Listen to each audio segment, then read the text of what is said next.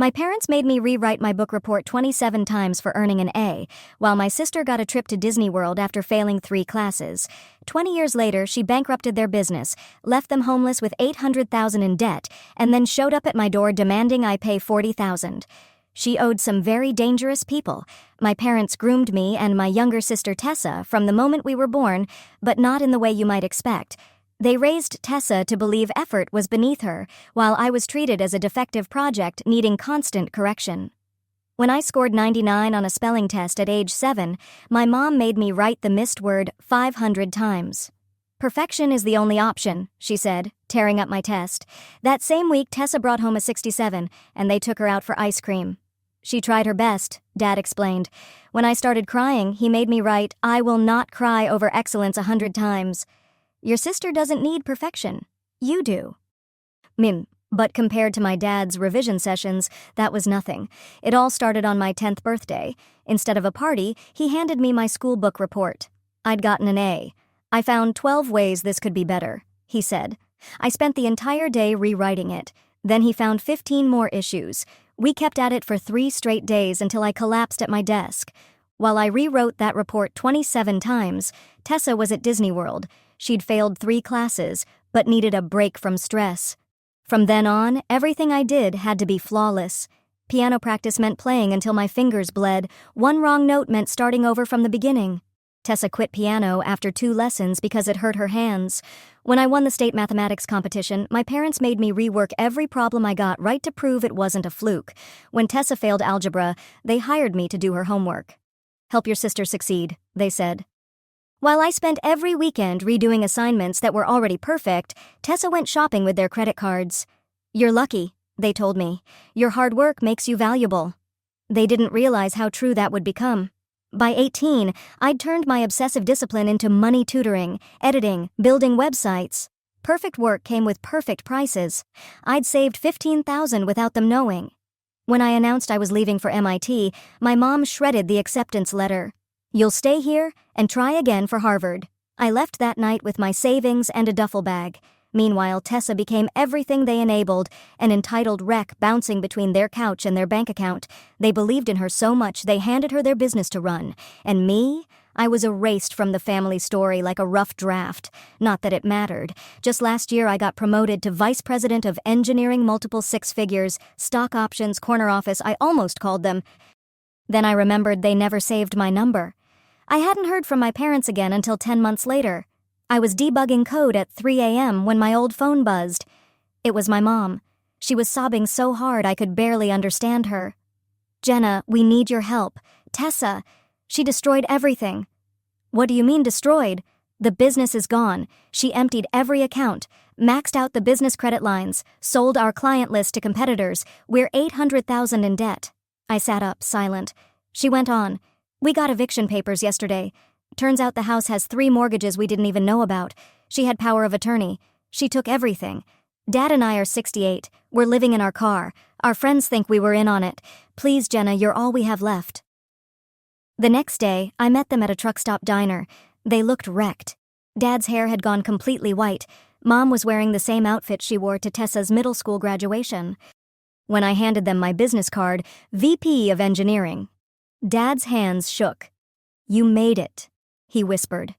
"Without us. Despite us." I paid for 1 month in a motel. Found them temp work through my network. Just enough for basic survival. As I turned to leave, Mom grabbed my hand. "We demanded perfection from the wrong daughter." "No," I said. "You demanded perfection from the right daughter. It's the only reason I survived." When I got home that night, Tessa was sitting on my couch. Turns out ruining our parents wasn't enough, because now she had new debts. More specifically, it was $40,000 she owed to some very unforgiving people. People who knew where I lived. People who knew my route to work. She made it painfully clear that my options were to write a checker, find out just how imperfect life could become. So I poured her a glass of wine and told her I'd need to sell off some stock. Smiled as she lounged across my couch like she owned the place. But once she finally left, what settled over me wasn't fear. It was something I'd been trained to feel since childhood, the relentless need to fix someone else's disaster. I'd spent my life perfecting everything I touched. What I never realized was that my greatest test would be perfecting my revenge. The next morning, I called in sick to work for the first time in 3 years. My hands moved with mechanical precision as I opened my laptop and created a new folder, Tessa Documentation. Every message, every threat, every crumb of information about the people she owed, archived. I screenshotted everything. My phone buzzed. Tessa again. She wanted to meet at noon to talk payment logistics. I agreed, then immediately drove to the bank. The teller recognized me from my regular visits and smiled. I withdrew $500 in small bills and requested a cashier's check for $39,500 made out to Tessa Langley. Her eyebrows lifted slightly but said nothing. She processed the transaction without a word. Back at my apartment, I dug out my old phone, set it to record, and tucked it neatly on the bookshelf between 2 engineering manuals. Then I waited. Tessa showed up 15 minutes early, which surprised me. She looked worse than the night before, eyes sunken, hair greasy, still wearing the same wrinkled outfit. She paced my living room like a vulture, touching things, assessing their worth. I handed her the check. Her eyes widened at the amount, nearly the full $40,000. Suspicion flickered. "It's all I could liquidate fast," I said evenly. "The rest is tied up in restricted stock. I can get the other $500 by Friday." She turned the check over in her hands, inspecting it. "This better not bounce." "It won't," I replied, "but I need something first." Her jaw clenched. "You're not really in a position to negotiate." I pulled out my phone and showed her my banking app. A balance of another $50,000 stared back at her. "I could get you more," I said. "Enough to disappear. Start over." "But I need to know they won't come after me once you pay them." Tessa's eyes latched onto the screen. I could see her doing the math. 40 to pay off the debt, 50 to vanish. She was always predictable when money was involved. "Fine," she said. "I'll introduce you to them. You can pay them directly if you want. Make sure they know it's handled." I shook my head. "Phone number. You take the check, you pay them, and you bring me proof. A receipt, a message, something that shows it's done. Then we talk about the rest." She folded the check and tucked it into her pocket. "You always were too cautious. That's why you'll never really live, Jenna. You just exist inside your little glass dome." After she left, I retrieved the phone from the shelf and backed up the recording. 3 copies, 3 different cloud services. My parents had drilled thoroughness into me. I was just using their training. That afternoon, I drove to the motel where my parents were staying. Dad answered the door wearing the maintenance uniform from the job I'd arranged. Mom sat cross-legged on the bed, sorting through the job applications I'd printed. I sat down and opened my laptop. "I need to tell you something about Tessa." They looked at each other. Mom's hands froze mid-stack. "She came to my apartment last night," I said. "She owes $40,000 to some dangerous people. She threatened me." Dad paled. Mom covered her mouth. "I gave her a check this morning," I continued, "but I need you to know what's happening in case things go sideways." "We should call the police," Mom said quickly. "With what evidence?" "She's careful," I added, "and these people, they don't like cops poking around." Dad walked to the window, his shoulders dropped. "This is our fault. We made her." "Yes," I said. "You did." Silence filled the room like fog. Mom began crying softly. I closed the laptop and stood to leave. "Wait," Dad said. "What are you going to do?" "What you taught me to do," I said. "Fix it." "Perfectly." That evening, Tessa texted me a photo.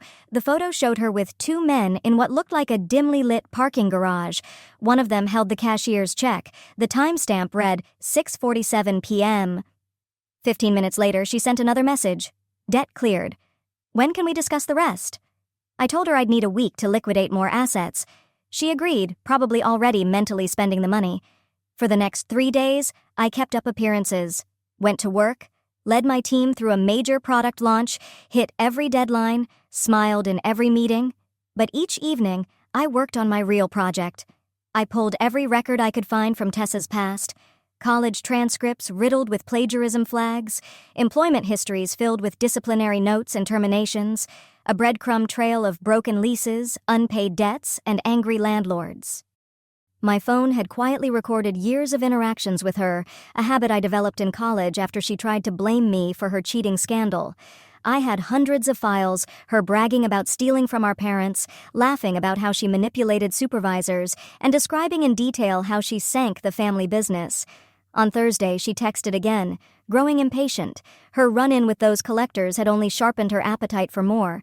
Talk about family dynamics that made reality TV look tame. One kid got rewarded for failure, while the other was punished for excellence. And now the former wanted to cash out. She wanted to meet the next day. I agreed, then made another trip to the bank. This time, I withdrew $2,000 in cash. The teller, the same woman from before, looked at me with concern. "Everything all right, Ms. Langley?" "Family emergency," I said, forcing a smile. "It's complicated." She nodded quietly and processed the withdrawal. That night, I couldn't sleep. I sat at my desk, combing through the evidence. It was overwhelming, but also frustrating. Being a toxic person isn't illegal. Using legal loopholes to ruin your own parents isn't criminal. Even her threats had been carefully crafted, nothing overt, just enough to imply danger. My phone buzzed. An unknown number. "Your sister paid in full. No problems here. But she's been talking. Says you're good for more. Much more." My blood went cold. I took a screenshot and added it to the growing folder labeled Tessa, Failsafe. The next morning she arrived early again, but this time she'd made an effort hair-styled fresh makeup, wearing what looked like new clothes. That $40,000 had already changed her. "So," she said, sliding onto my couch like it was hers, "about that 50 grand?" I sat across from her, face neutral. "There's a problem." Her smile wavered. "What kind of problem?" "The kind where your friends texted me last night. Seems you've been chatting about my finances." She waved a hand, scoffing. "So what? They're not going to do anything. You're my sister." "The sister you threatened," I said. "The one you extorted for 40 grand. That sister." Her eyes narrowed.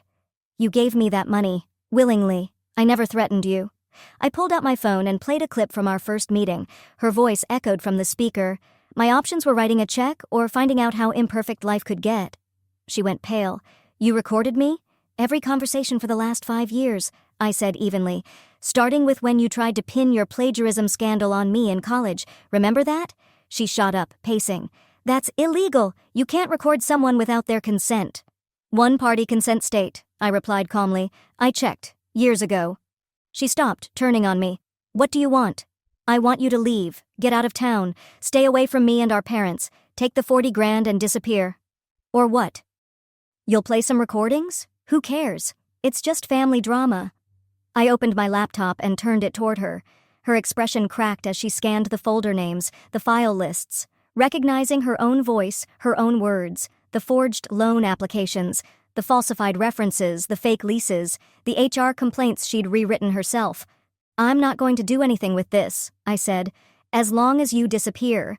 But if you or your friends come near me again, if you contact our parents, or even think about pulling another scam, I'll make sure every future employer, every landlord, every investor knows exactly who you are."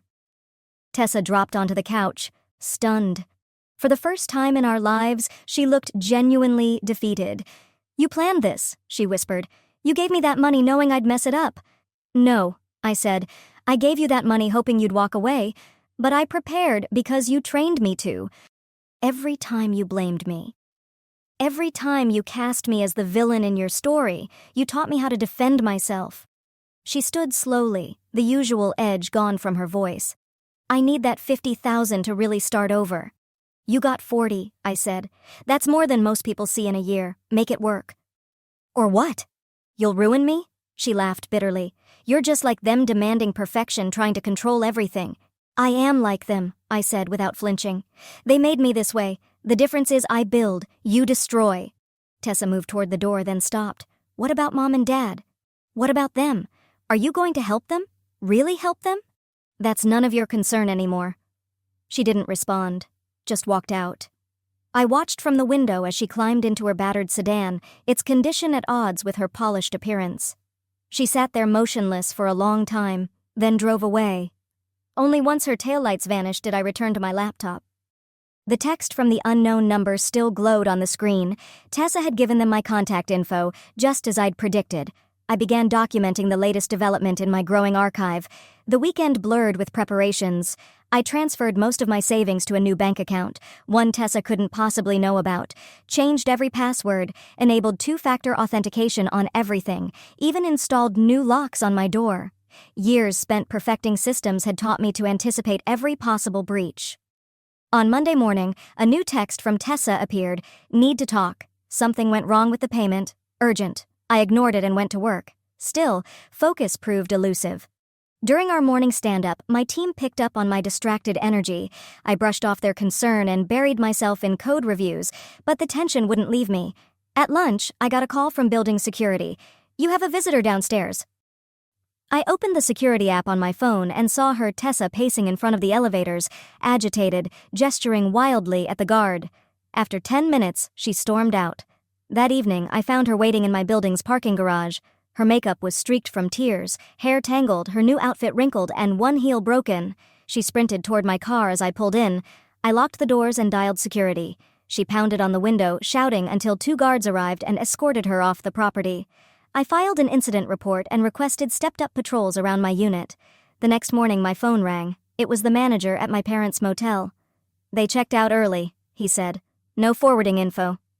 I drove there immediately. The room had already been cleaned out. The clerk mentioned a young woman had picked them up around midnight. Her description matched Tessa perfectly. The rest of my day was consumed with phone calls and visits, trying every motel in a 50-mile radius. No sign of them.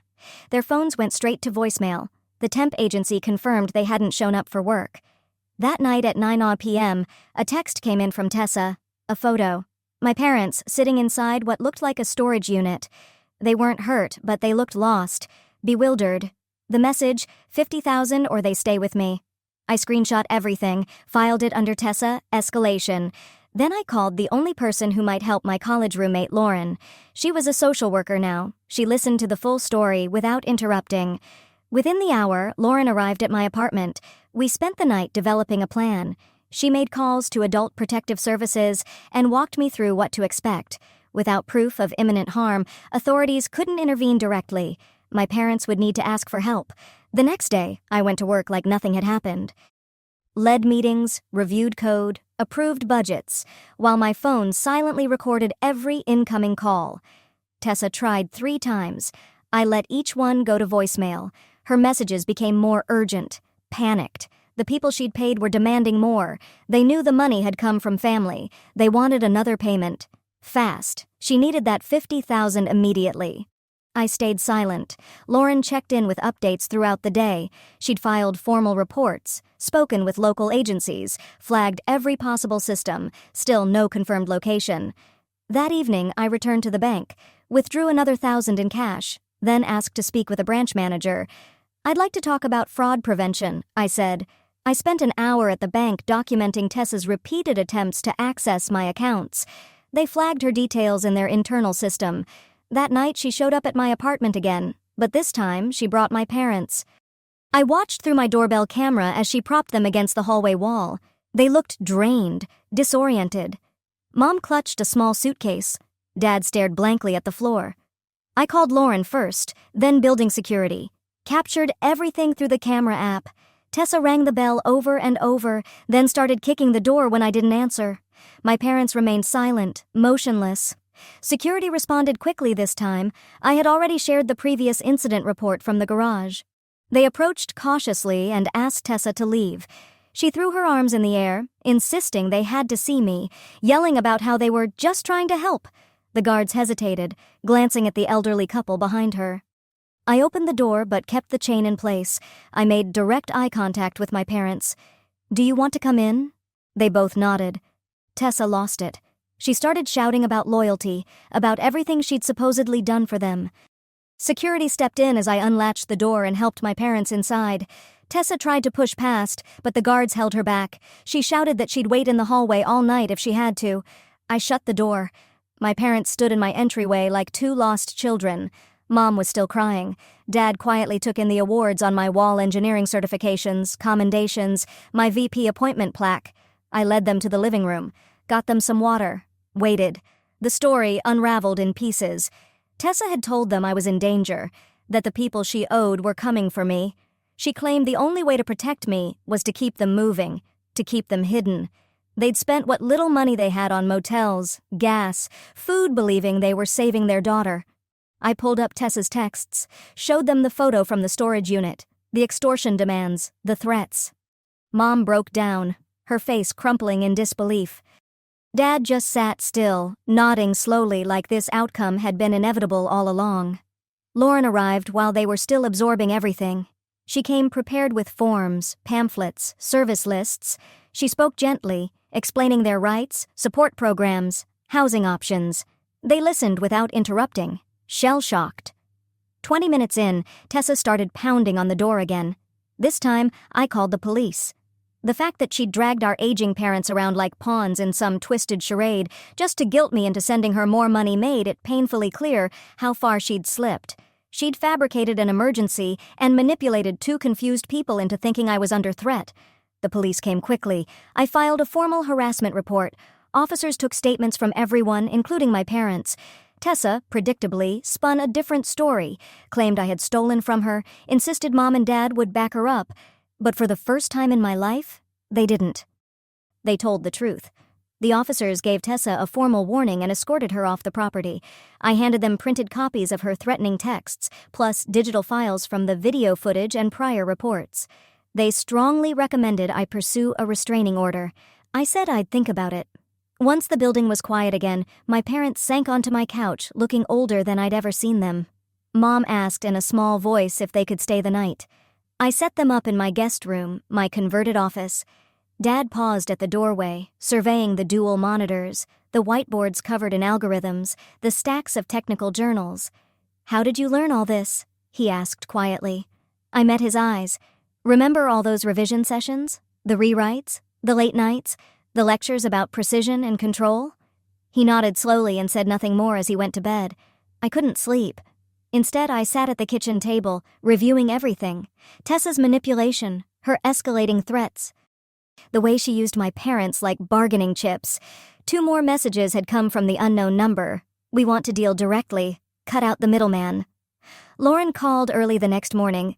She'd found a program temporary housing and counseling for displaced seniors. They had space and could intake my parents immediately. I gently woke them up and explained the option. They agreed without hesitation, clearly relieved to hand the decisions over to someone else. While they packed, I checked my security feed. Tessa's car was still in the visitor lot. She'd spent the night outside my building. I called security again and filed a new complaint. They promised to handle it. Then I drove my parents to the facility Lauren had arranged. It was modest, but clean. Well run. The intake counselor was kind, answered all their questions patiently. I filled out paperwork and signed off on covering whatever their insurance wouldn't. Another unexpected expense, but a necessary one. Tessa texted me while I was driving back. She'd seen me leave with our parents and accused me of kidnapping them, said she'd call the police if I didn't return them immediately. I pulled over and forwarded the messages to Lauren, who said she'd alert the staff at the facility in case Tessa tried anything. Back at work, I could barely focus. My team lead pulled me aside and asked if everything was okay. I offered a vague explanation, just some family chaos. He offered me a few days off. I declined, but appreciated the offer. That afternoon, Tessa somehow got into my office building. When I returned from a meeting, I found her sitting at my desk. My co-workers watched with wide eyes as she followed me to a conference room. I left the door open, stayed near it. She looked wrecked hair, unwashed, clothes wrinkled, eyes glassy from either crying or lack of sleep. She begged, said she just needed the money and then she'd be gone forever. Swore the people she owed were losing patience, that they'd already threatened her. I documented everything on my phone as discreetly as possible. Security arrived before she could finish her plea. My team lead had called them. Tessa left without resistance, but not before loudly declaring to the entire office that I was letting criminals threaten my own sister over money I could easily afford. Everyone pretended not to hear, but I knew they had. The rest of the day was a blur of whispered conversations, sympathetic stares, and polite but invasive questions. By 5 p.m., everyone had heard some version of the story. I left early, too drained to fake normal. On the drive home, the unknown number called again. I let it go to voicemail. The message was brief, calm, menacing. "We want our money. We don't care about your family drama. Tessa says you're good for it. We'll be in touch." I drove straight to Lauren's office and played her the voicemail. She helped me file a formal police report, but we both knew the message had been careful, just vague enough to avoid criminal scrutiny. These people were professionals. They knew exactly how to apply pressure without breaking laws. That night, I installed more security cameras in my apartment, changed my phone number, only gave it to my job and to Lauren, created a new email address, started looking at rentals in other neighborhoods, maybe other states. Tessa found my new number within 24 hours. The messages began immediately. They flip-flopped between threats and desperate pleas, photos of herself looking more and more unhinged, claims she was in danger, that she'd be hurt if I didn't pay. I documented it all, replied to none of it. My parents called from the facility. They were adjusting, attending counseling. Mom apologized for all of it, for the years of excuses, for enabling Tessa, for expecting me to shoulder everything. I told her to focus on healing. We'd talk later. With Lauren's help, I filed for a restraining order. The court date was set for 2 weeks out. Until then, I had to continue logging every contact Tessa made. The folder on my laptop grew heavier by the hour. Work became a safe harbor. I drowned myself in it. Debugging, documentation, team support. I stayed late every night. My team lead noticed the extra hours and pulled me aside again. This time I accepted his offer. I needed the time. I spent it apartment hunting, found a unit across town in a building with top-tier security, controlled entry, cameras everywhere, quiet, expensive but worth it. I signed the lease immediately, decided I'd move quietly, without telling anyone. Then Tessa escalated. She started contacting my coworkers, reaching out on LinkedIn, telling them I was mentally unstable, that I'd stolen from our parents. HR called me in for a meeting. I came prepared, documentation in hand. I explained everything calmly. They said they'd handle it. I believed them, mostly. But I still saw the uncertainty in their eyes. The unknown number texted again. This time, it included a photo of my car in the office parking lot. They knew where I worked, knew my schedule. Let's talk, face to face, about Tessa's debt. I took a screenshot and called Lauren. She convinced me to go to the police station in person. A detective reviewed everything, promised increased patrols around my apartment and office, advised me to vary my routine, maybe stay with someone else. I didn't mention I had no one to stay with. That night I started packing, just the essentials.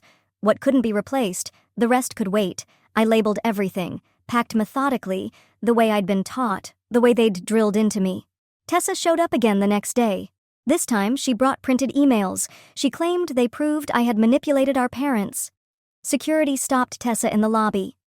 I watched through the building cameras as she argued with them, waving printed pages in the air like they proved something. Eventually, they escorted her out. HR called me in again. Another meeting. This time, the tone had shifted. They were concerned about ongoing workplace disruption, suggested I consider a leave of absence until the situation resolved. I could already see where this was going. My pristine professional record, the perfect reputation I'd built over years, was slowly unraveling under the weight of Tessa's chaos. I returned to my desk and quietly began updating my resume. My team lead swung by a few minutes later. He offered sympathy and a glowing reference if I needed one. The writing was on the wall. Tessa was dismantling my career just like she'd done with our parents' company. The day of the restraining order hearing finally arrived. Tessa showed up in court with a lawyer, probably paid for with the $40,000 I'd given her. She played her role flawlessly. Claimed I'd manipulated our aging parents, stolen their money, and turned them against her. Her attorney was sharp, twisted timelines, twisted intent, painted her as desperate, not dangerous. I submitted my documentation, the texts, recordings, screenshots, and incident reports. My lawyer methodically presented the facts, but Tessa had always been the better performer. She cried at the perfect moments, quivered just enough to appear wounded instead of reckless. In the end, the judge issued a mutual restraining order. We were to stay away from each other, no direct contact, no communication through intermediaries. Technically, it was a win, but it didn't feel like one. Tessa smirked as she exited the courtroom. Outside, my phone buzzed again. The unknown number. This time I answered. The voice was smooth, calm, professional. They said they understood I wasn't responsible for Tessa's debts, but she had made commitments on my behalf. "You may want to reconsider," they said, "for everyone's sake." I hung up, blocked the number. That weekend, I moved. Hired a crew. Told no one but Lauren and my parents. The new place felt cold, unfamiliar, but safe. I spent Sunday setting up my home office, trying to recreate a sense of normalcy, a routine, control. Monday morning, HR sent me an email. They were accepting my resignation, even though I hadn't offered one. 2 weeks severance, a reference letter if needed. And just like that, my perfect career was over. Another casualty of Tessa's destruction. I sat in my nearly empty apartment and stared at the email. Years of flawless performance, glowing reviews, promotions, and leadership all undone because my sister couldn't help but wreck everything she touched. The irony hit hard. My parents had demanded perfection and I'd delivered, but perfection hadn't protected me from her. Lauren called to check in. I told her about the job. She offered to help me network, connect me with companies she worked with. I thanked her, but I wasn't ready. Not yet. My parents called from the facility. They'd heard about the restraining order. They were worried. I told them I was fine. I didn't mention the job. They had enough to worry about. Mom said their therapy was helping, that they were finally beginning to see how much damage they'd caused. That night, I opened the Tessa documentation folder. Hundreds of files, screenshots, audio, a decade of manipulation, coercion, lies. But what had it accomplished? She still won, in her own twisted way. So I started writing, but not another report, not another log. I started writing my story, our story. The truth about how my parents had raised 2 daughters, one engineered for excellence, the other enabled to destroy. The words poured out effortlessly. Years of forced revisions, grammar drills, and exacting standards finally found their outlet. By morning, I had 20 pages. By the end of the week, 50.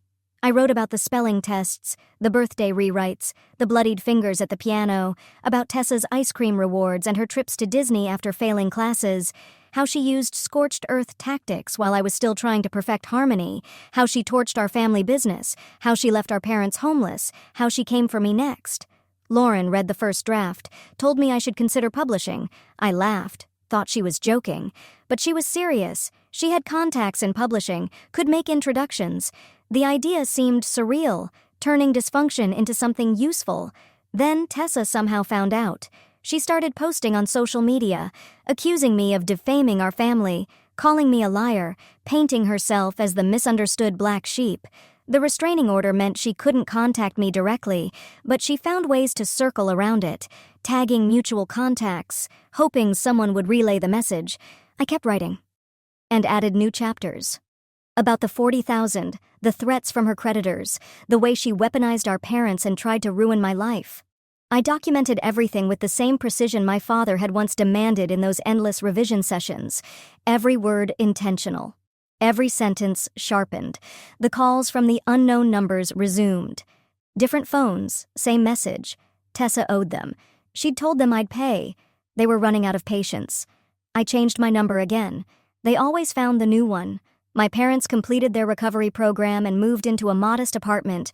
I helped them get settled, paid the security deposit, furnished it with care. They seemed different, calmer, humbled, especially my father. He watched me as I set up their desktop, labeled their files, organized their medications, filled their cabinets in alphabetical order.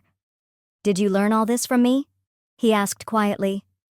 "Yes," I told him. "Everything I know about systems, structure, discipline, I learned from you, but I learned to use it for something else, something better." He nodded. We never spoke about it again, but something passed between us that didn't need words. Tessa's smear campaign intensified. She created websites accusing me of being a manipulative sociopath, posted selectively chosen childhood photos, framing herself as the victim, me as the mastermind. I saved everything, screenshotted every lie, every fake narrative. But I never engaged. Let her rage echo into silence. Meanwhile, Lauren's publishing contact had read my manuscript and wanted to meet. I spent a week revising it, channeling every childhood lesson into structure and tone, refining each sentence until it gleamed. The meeting went well. They were intrigued, but they wanted more detail, especially about the recent events. About Tessa. At first, I hesitated. Adding that part felt dangerous, like poking a wounded predator. But the story wasn't whole without it, so I included it. The 40,000, the threats, the job I lost. I wrote it all, carefully, legally defensible, evidence-backed, meticulous. Tessa must have had eyes everywhere. Within days of sending the revised manuscript, she retaliated. Fake profiles messaged former coworkers with wild stories. Anonymous accounts posted my photo on scam alert forums, calling me a fraud. The restraining order offered no shield from digital warfare, but the book became my anchor. The one piece of truth she couldn't twist. Every attack she launched became another paragraph. Every lie another citation. In an unintentional way, our parents' obsession with flawless structure had prepared me for this moment. I'd weaponized it into clarity. The publisher made an offer. Not a fortune, but enough to cover expenses while I rebuilt. I accepted immediately. Tessa would find out eventually. That was inevitable, but I'd face it when the time came. For now, I had something she couldn't ruin. I dove into the final revision, incorporated editorial notes. The tone was darker than I'd planned, but truthful. 2 daughters, same upbringing, one constructing, one dismantling, both products of the same relentless pursuit of perfection, expressed in opposite directions. My parents read an early draft.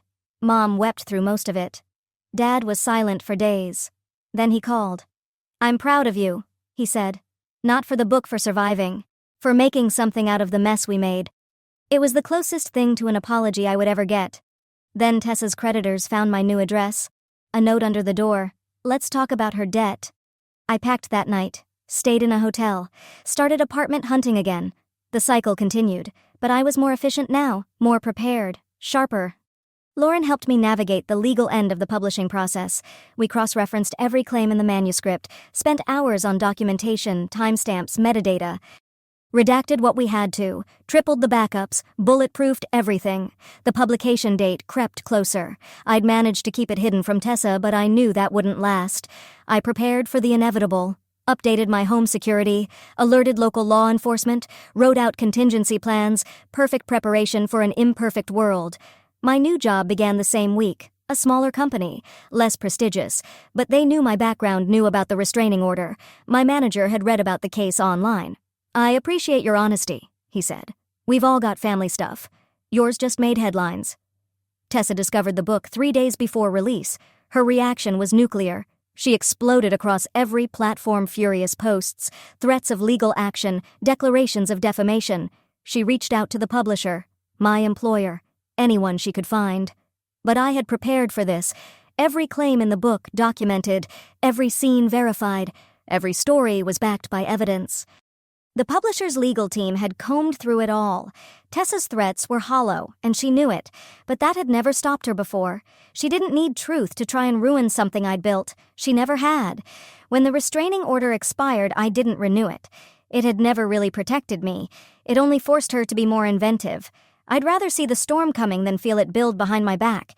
My parents thought I was reckless, but they'd lost the right to question my decisions. Release day arrived quietly. No launch party, no press tour, no interviews. I went to work like it was any other Monday. Tried not to think about it, but Lauren sent updates throughout the day. Early sales were strong, reviews trickling in. Readers were connecting with the story. Tessa's counterattack began almost immediately. She built her own blog, spun a parallel reality, painted me as the privileged golden child who turned her back on our struggling parents. Cast herself as the selfless daughter who gave up everything. The same tired lies, just louder now. But something had shifted in me. I didn't feel compelled to fix it anymore. Didn't feel guilty, or responsible, or even angry. The book told my truth. It was documented, cited, cross-referenced, solid. Let her spin her version. The people who mattered would see it for what it was. My parents called that night. They'd received messages from Tessa demands that they disown the book publicly. They refused. For the first time, they didn't bend to her. They chose honesty over avoidance. It wasn't everything, but it was something. A start. The anonymous calls stopped. Maybe Tessa had paid them off, or maybe they finally gave up. Either way, the silence was a gift. I used it to rebuild, to move forward, to learn how to be imperfect for once in my life. Lauren suggested we celebrate. I declined. It didn't feel like a victory. It wasn't triumph, it was testimony, survival, written down. That was all. She told me she was proud anyway. That meant more than any 5-star review ever could. I returned to my routine work, home, writing, started a second book. This one was about recovery, about life after family trauma. Tessa would hate it too, but it wasn't about her anymore. I wrote it for people like me. The ones raised to believe their worth lived in perfection, the ones abandoned when perfection stopped being useful. Tessa's attacks continued, but they blurred into background noise. Same rhythm as always, manufactured crisis, screamed for attention, played the victim. Over and over. It was the only cycle she knew, just like perfection was the only one I knew. We were both shaped by the same hands. Different molds, different damage. But at least I was trying to let go of control, trying to embrace mistakes without spiraling, trying to build relationships based on something other than performance. It was harder than perfection had ever been, but necessary. The book found its audience. Emails came in from readers who'd lived parallel lives, the other golden children, the scapegoats, the ones who'd been parentified, erased, or expected to carry the weight of everyone else's dysfunction. We were a tribe none of us had asked to join, but we saw each other. Tessa made one last desperate move. She showed up at my new office with a film crew, some low-budget documentary producer she'd roped into, telling her side. Security stopped them at the front desk. I watched from my desk as she staged one more performance, the abandoned sister, the loyal daughter, crying into the camera lens. I turned back to my monitor. There was code to review, real problems to solve. My team didn't need perfection, just presence. It felt good to be needed in a way that was simple, honest, fixable. Software bugs didn't scream, they didn't gaslight, they didn't threaten lawsuits, they just waited to be solved. That night, I opened the Tessa documentation folder one last time. Years of evidence, thousands of files, proof of her destruction, proof of my survival. But I didn't need it anymore. The story had been told. The truth was out there for anyone willing to see it. I created a new folder, Future Projects, and started filling it with notes, ideas, outlines. Not about Tessa, not about our parents. Just forward motion. Not perfect, but intentional. My phone buzzed. Unknown number. I nearly ignored it, but the area code caught my eye. It was from the facility where my parents had stayed. They were launching a new program. They wanted to know, would I be willing to speak with other adult children from dysfunctional families? Share my story. Offer hope. I said yes. Not because I had answers, but because I had questions, the same ones they were probably asking themselves. How do you rebuild after being raised for perfection? How do you become human when you were programmed to function like a machine? How do you stop cleaning up everyone else's mess? Tessa showing up with a camera crew like she was filming her own spin-off reality show was the most chaotic little sister move imaginable. I bet building security thought it was a prank until they saw the restraining order paperwork. The speaking engagement was small, just 12 people in a community center basement. But they listened. They nodded at the familiar patterns. Some cried. Some clenched their jaws. All of them understood me in a way most people never had. We were the fixers, the achievers, the ones everyone leaned on until we collapsed under the weight. Tessa, naturally, found out, claimed I was exploiting our family trauma for clout, posted about it nonstop. The irony could have suffocated an elephant. I didn't respond, just kept writing, kept speaking, kept building. Not perfectly, but consistently. That was enough. Driving home from that event, my thoughts raced. The people in that basement had lived variations of my story.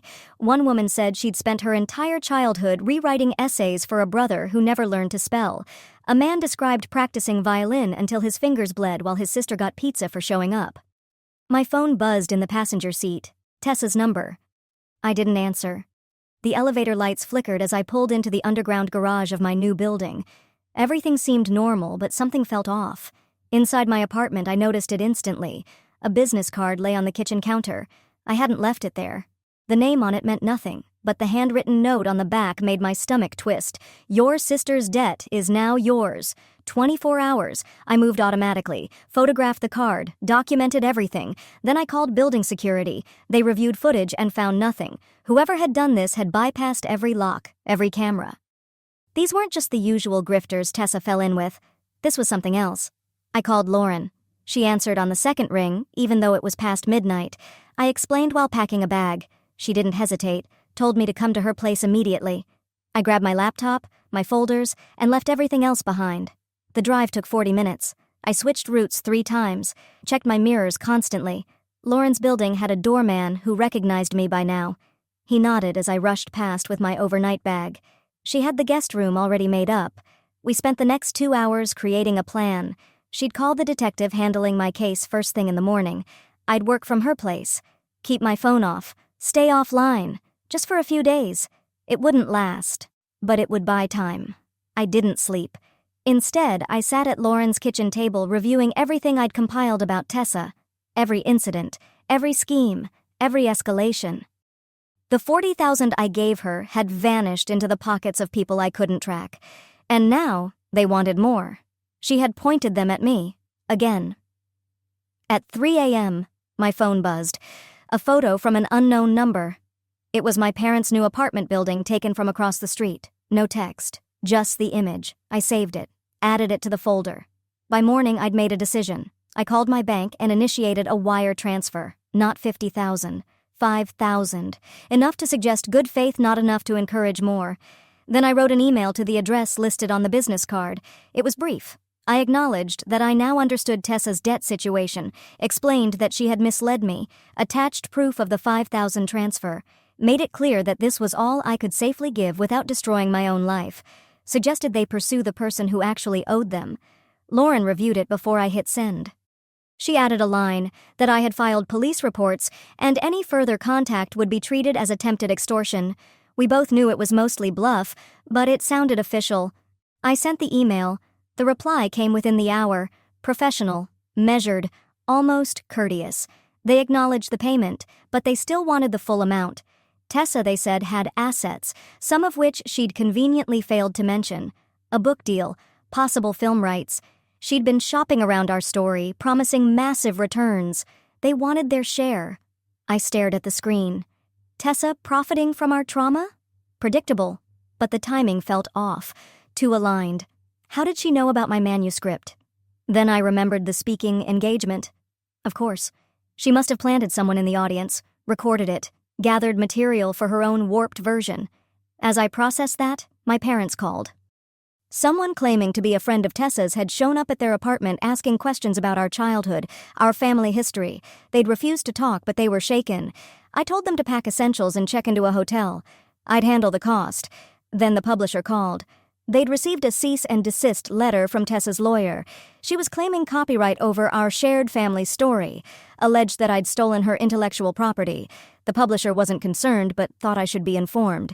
Tessa was throwing every dollar from the $40,000 at lawyers, smoke, mirrors, anything to make noise. I spent the rest of the afternoon at Lauren's kitchen table, mapping her web creditors, attorneys, whoever was feeding her inside information. The network was bigger than I'd expected. She'd spent years building it while I was writing code and chasing precision. My new manager texted. I'd missed a team call. I apologized, told him there was a family emergency. He was understanding, but I knew that grace had a limit. Tessa had already cost me one job. That evening, I got a response to my email. They'd accept $10,000 total. 5 now, 5 in a week. After that, they'd consider the matter closed, but they wanted something else. Information about Tessa's supposed book deal, publisher details, anything that could help them tap into the payout she was promising. I talked it through with Lauren. Handing over Tessa's publisher info felt like crossing a line, but the reality was they'd find it with or without my help. She wasn't exactly subtle. Her social media was full of cryptic teasers, public tags, pleas for attention. So I sent what they wanted, screenshots of her posts, the production company working on her documentary, the names she'd been dropping, let her own connections become her liability. Minutes later, I received confirmation. They'd gotten what they needed and would expect the final $5,000 as scheduled. My parents texted from the hotel. They were safe, but confused. Wondered when it would be okay to return home. I told them to give it a few days. I didn't mention that Tessa's creditors had likely been watching their apartment. They'd lived through enough fear. That night, Tessa's online presence erupted, post after post panic about harassment, vague claims about people trying to sabotage her creative work. She begged her followers for help, swore she was the target of a smear campaign. The comment section split down the middle, some sympathetic, some skeptical. Her story kept shifting with every post. I watched the storm from Lauren's couch. And yeah, I felt a flicker of guilt. I had redirected her creditors, but she'd brought them to my door first. To our parents' door. She made that decision the moment she handed over my address. The next morning, silence. No unknown numbers, no social media meltdowns, not even a single text from Tessa. I wired the final $5,000 and got immediate confirmation. The debt was considered resolved, at least the portion they'd shifted onto me. Lauren drove me back to my apartment so I could grab more clothes. The building looked normal. Still, I couldn't shake the feeling of being watched. We packed 2 suitcases and my desktop rig. I'd continue working remotely until the dust settled. Later that afternoon, the publisher called with unexpected news. Tessa's cease and desist had backfired. Their legal team hit back with a counterclaim. Her public accusations had opened the door to defamation. If she wanted a legal fight, they were ready, but they doubted she had the means to sustain it. I thought of the $40,000. How fast it had vanished. Legal retainers. The filmmaker. Whatever current scheme she was chasing. Tessa had never been good with money. Our parents never taught her how to budget, how to earn, how to plan, only how to want more. That evening, my manuscript edits arrived. Standard notes pacing, clarity, a few restructuring suggestions. Nothing about Tessa, nothing about threats. The publisher treated the work like what it was, a book, a piece of nonfiction storytelling. It grounded me, made the entire thing feel real, like it mattered, like it would endure, regardless of Tessa's theatrics. I worked on the edits from Lauren's guest room. Each revision required the same precision my father had once drilled into me, but this time, I set the standards. Good enough was finally acceptable. Perfection was no longer a requirement. The freedom felt strange, but necessary. Tessa resurfaced on social media 2 days later, a lengthy post about betrayal, about lost opportunities, about family members who had sabotaged her success. She claimed her book deal had collapsed because of outside interference. The documentary had been canceled. Once again, nothing was her fault. As always, my parents called from their hotel. They had seen Tessa's posts and were worried.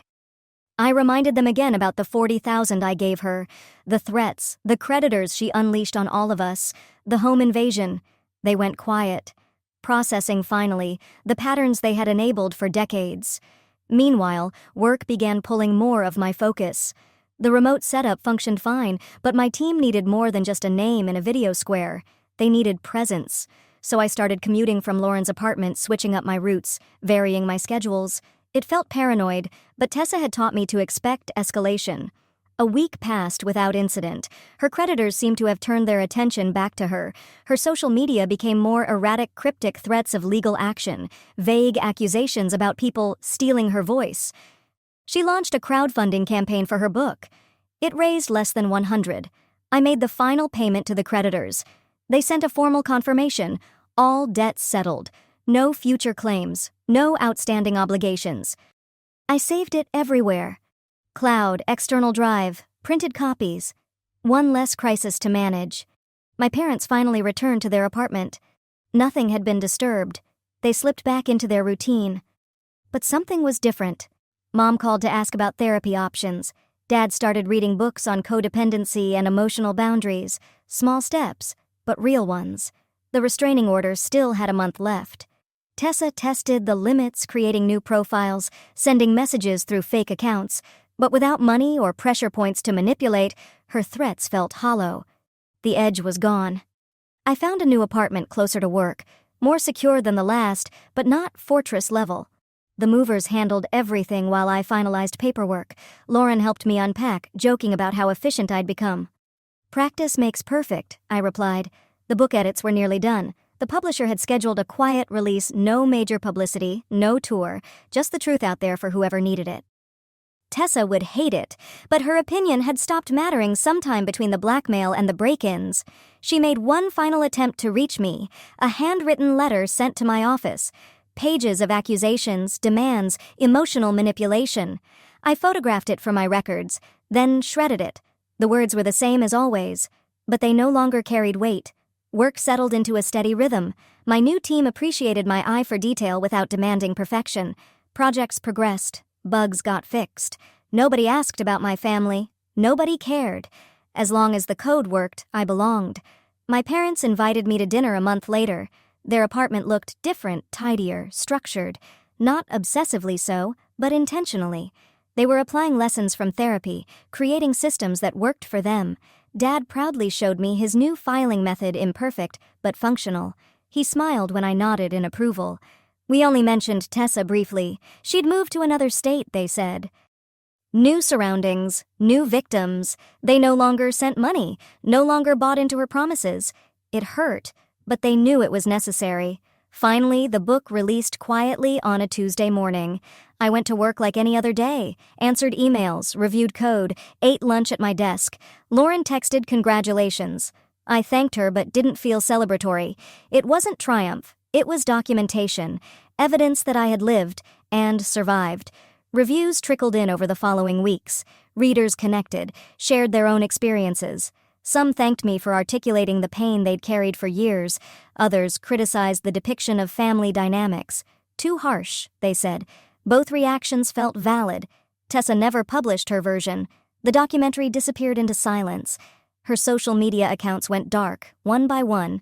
Maybe she'd moved on, found new people to manipulate, or maybe she'd finally exhausted her audience. I kept writing in the evenings, not about her, not about our parents, but about what came after, about the long, slow work of rebuilding, about learning to live with imperfection, about balancing achievement with humanity.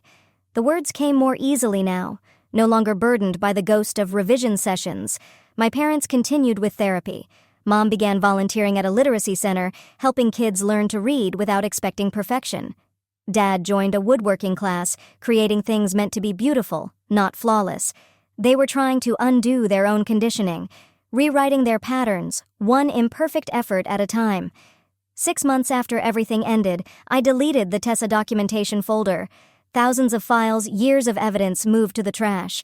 I kept one encrypted backup just in case, but I no longer needed it tethered to my day-to-day life. At work, I was promoted to team lead. It wasn't a corner office or a high-powered title, nothing like the VP role I had lost, but it felt earned, real. Not driven by fear or the compulsive need to prove something, my team respected my standards but didn't fear them. Balance, finally. Lauren remained my closest friend, the one who stood by me through every moment of unraveling and rebuilding. We had dinner weekly, rarely mentioning family. She was dating someone new, building her own imperfect but fulfilling life. It gave me hope. The speaking engagements continued once a month, small gatherings, people unpacking similar trauma. I shared what I'd learned, listened to what they had to say. We were all trying to reprogram ourselves, to build lives beyond what we were trained for. 1 year after Tessa's last threat, I felt something shift. The constant scanning of crowds, the need to document every encounter, the compulsion to always be one step ahead, began to fade. I could walk to my car without studying every vehicle in the lot, sleep through the night without imagining footsteps outside my door. The vigilance was loosening its grip. My parents marked a quiet anniversary that same month. 1 year of no contact with Tessa. She had tried to reconnect, called, sent letters, reached out through mutual acquaintances. They hadn't responded. The guilt crept in sometimes, but they recognized it now for what it was. A remnant of their programming, a reflex they were still learning to override. They were healing, too. I began writing my second book on a rainy Thursday evening. This one wasn't about my family. It wasn't about Tessa. It focused on practical tools for people recovering from perfectionist trauma, a guidebook for those who'd been shaped into high-functioning machines and were now trying to become human again. No names, no stories, just strategies, hard-earned and gently offered.